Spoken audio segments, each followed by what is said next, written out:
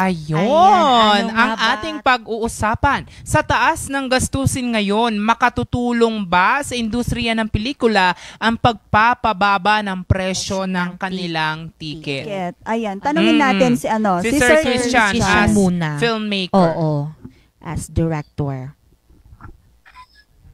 Yeah, actually, nung nabasa namin to sa Facebook page, ninyo kahapon, we have had discussion with our team members. Then sabi ko, kailangan ba talaga ibaba yung presyo ng tickets para sa mga moviegoers, ganun. And my personal reflection was, ano ba yung reason bakit ginagawa yung mga pelikula? And I believe yung reason na yun is para mapanood ng community or mapanood ng maraming tao. And kapag ang naghihinder doon ay yung ticket price, baka pwedeng i-reconsider yung pricing sa ticket. Pero bilang isang manonood naman, I believe for 300 pesos, para sa akin, support ako na yun sa mga kapwa ko malikhain, sa mga efforts na ginawa nila to create a good film. Diba? Tapos, at the end of the day, or at the end of every movie, mamimit naman yung goal na parang na-entertain ako as a moviegoer. At hindi yun mangyayari kung very cheap lang yung ginastos nila to make that film. Imagine, kapag maliit lang yung production cost, magka-compromise yung quality ng movie at ikaw as a viewer, hindi ka masasatisfied, diba? So if you pay siguro higher, ibig sabihin, talagang ginastosan nila. And besides, puso yung gamit nila or puhunan din nila to make that good movie. So, what's with 300, diba? Supporting your kapwa Pilipino and supporting a good movie na talagang sinut or ginawa, para sa'yo as audience. Tama naman. Oo. I agree doon sa sentiments ni Direk Christian Ramoso. Kasi you pay, nagbabayad ka doon dahil sa quality ng isang pelikula. Hindi naman kasi basta-basta yung pagbuo ng pelikula dahil yung nakikita lang natin kasi akala natin artista lang yung gumagalaw. Pero behind that may mga cameraman, may mga art department, yung mga set design and all that. Napakaraming creative ang nag-work hand in hand dyan. Napakarami ding tao na kailangang sahuran, kailangan mabigyan ng benepisyo at tamang oras din sa pagtatrabaho and magkano lang naman, 'di ba?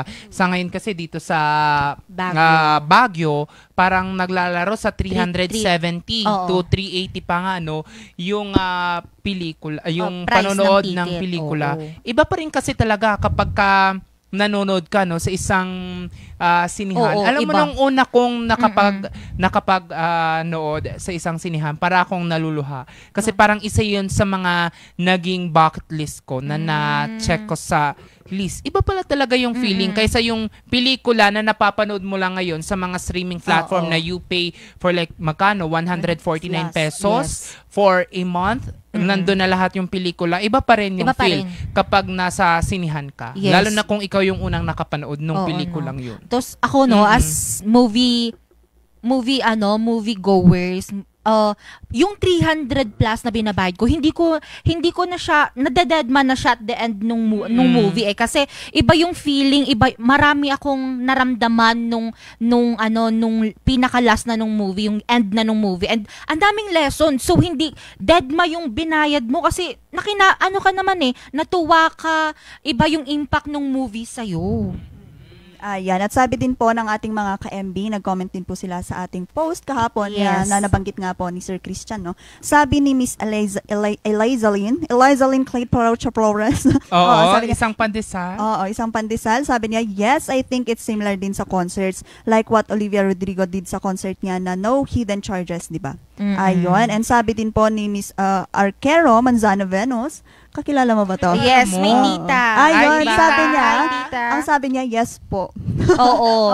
Kasi mahilig rin siya manood ng mga movie. Oo, kasama mo pala. And then sabi din po ni Sir Radex Rosario, yes naman, dahil sa mahal ng sine ngayon, may ibang tao na hindi na nanonood ng cinemas. Sa halip, naghihintay na lang sila ng pirated uploads ng mga pelikula sa ilang Facebook groups at mga websites para mapanood ng libre o mas mura kahit ito'y illegal. Oo, nga naman. Sa iba. And then then sabi din po ni Sir Randall Rico, cinemas should implement pricing strategies. If the goal is to encourage more people to return to cinemas, perhaps they should consider giving ticket discount while still benefiting the film industry. For example, applying discounts on family-friendly films or bulk tickets purchase. Oo. Okay din naman siya. And then, meron din po tayo dito si Sir Fijids de Vera. Sabi niya, oo naman, magkano ba streaming ngayon? 149 per month? Magantay ka na lang ng ilang buwan, nasa streaming app na rin yon.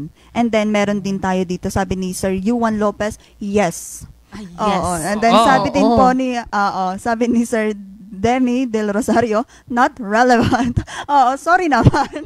Oo, pasensya Iba-iba na. talaga yung reaction, Oo, no? Yung opinion. Oo, tama nga naman. And all things considered naman.